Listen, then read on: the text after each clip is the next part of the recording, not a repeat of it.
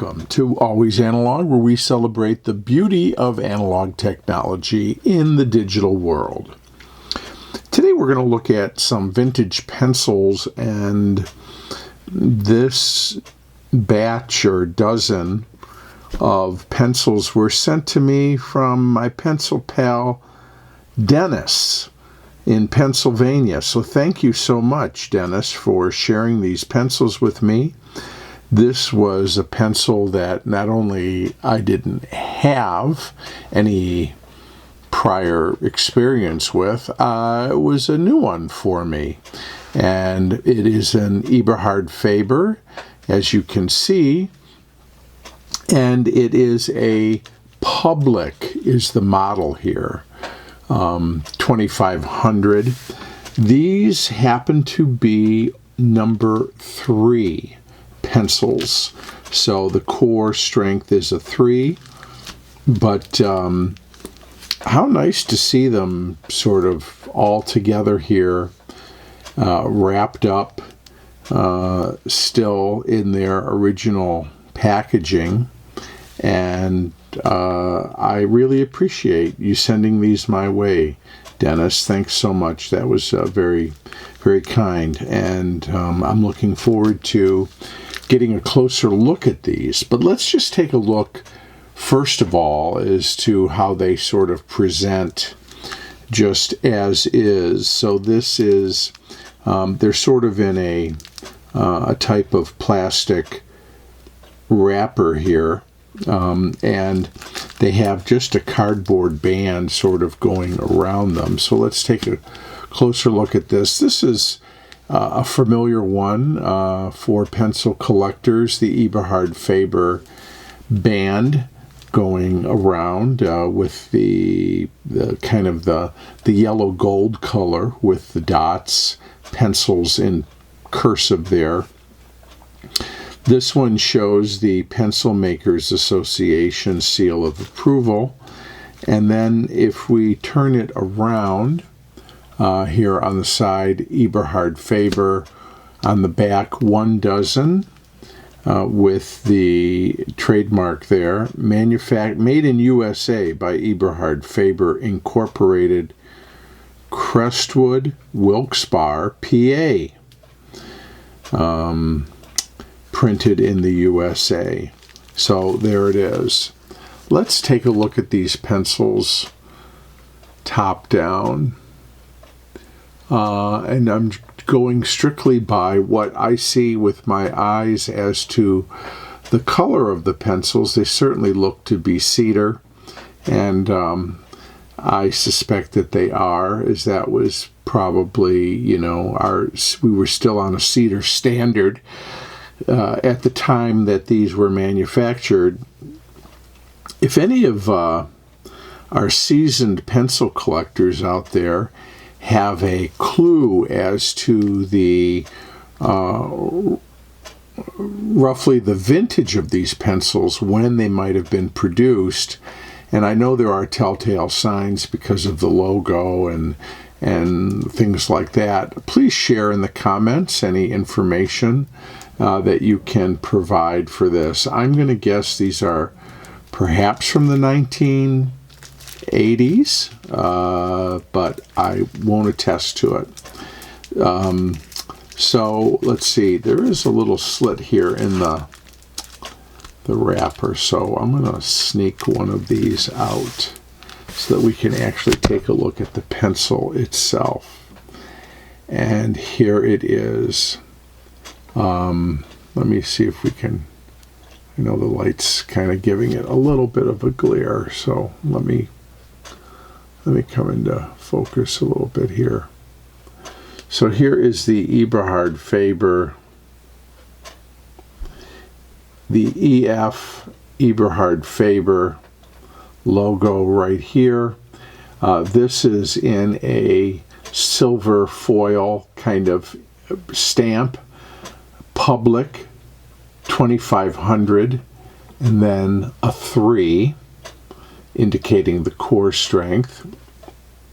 Here's the ferrule in a silver or chrome tone, crimped on The eraser is good and petrified, let me tell you. However, aside from these, the imprint on the one side, there is no other that I can see imprint or embossment on this pencil. And again, here we are looking straight down. Very well centered core. And again, I think Eberhard Faber was still producing a lot of good, nice quality pencils during this period. So we will sharpen this one and do some writing with it. Okay, I want to hand sharpen this just to kind of get a closer look at what we're talking about in terms of this wood. And yeah, that is a beautiful red cedar there, peeling off nicely.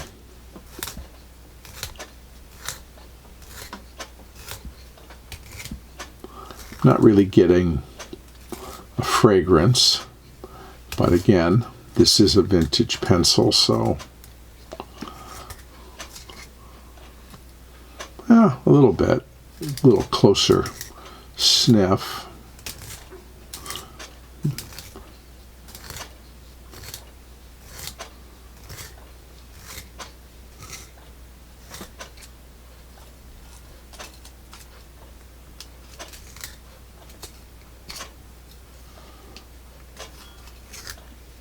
I think my blade is about ready to be redone. I got another one here. Let's see if I can get a little bit of a longer point on this for writing. Okay. Nice. All right. Let me get some paper and we'll try writing with it. Okay.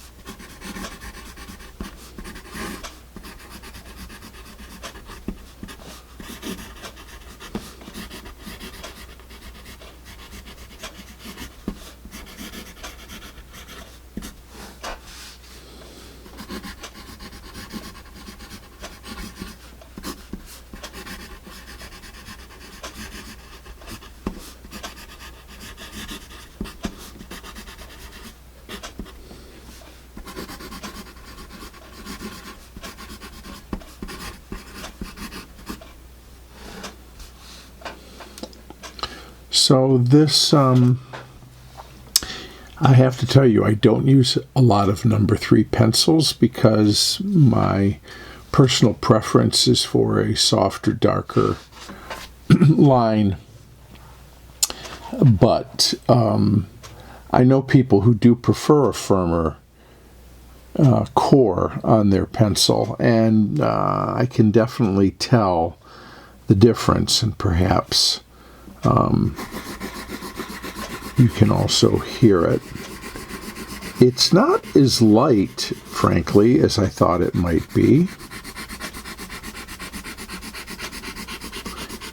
but it does not behave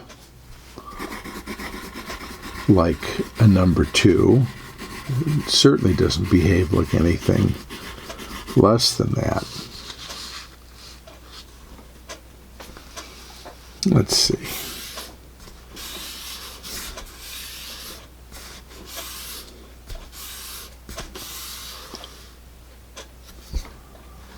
I'm really not getting much in terms of a smudge drag.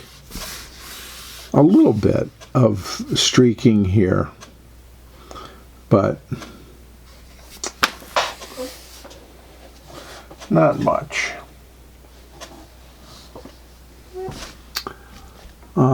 As to how this erases, let's see. I'm not even going to attempt the attached eraser.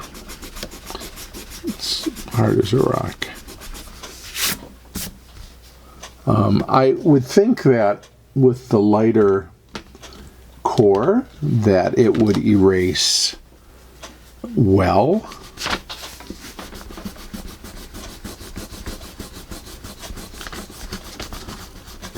But sometimes it feels almost with a lighter pencil that it's almost etching itself.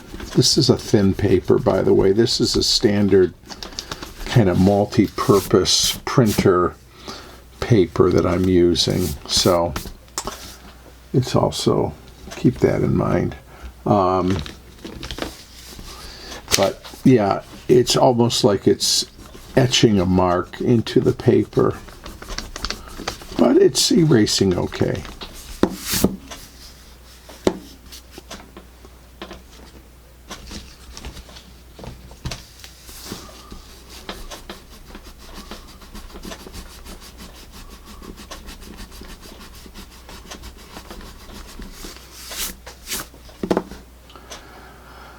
Oh.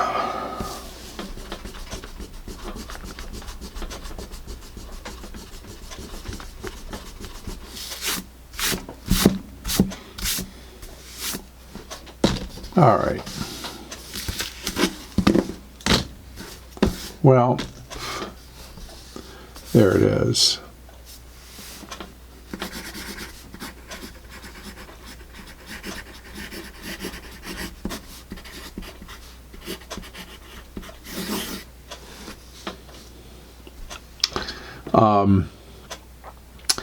You know, the number 3 pencils have their fans, and if you like the feel of a number 3 pencil, and tell me what you like about it.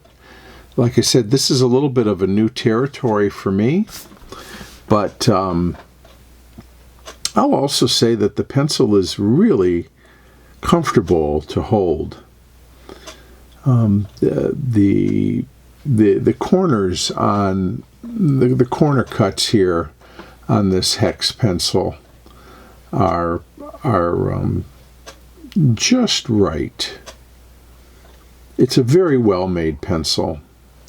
And Dennis, again, thank you for sharing these with me. And it is nice to see some of these old American pencils, and so much of which were taken for granted, certainly by me, growing up with all of these pencils at my disposal. And while I always used pencils frequently, I certainly don't have the appreciation, or I didn't have the appreciation 50 plus years ago that I have now. So thank you again, Dennis, for sharing these with me, and thanks to all of you for watching this review.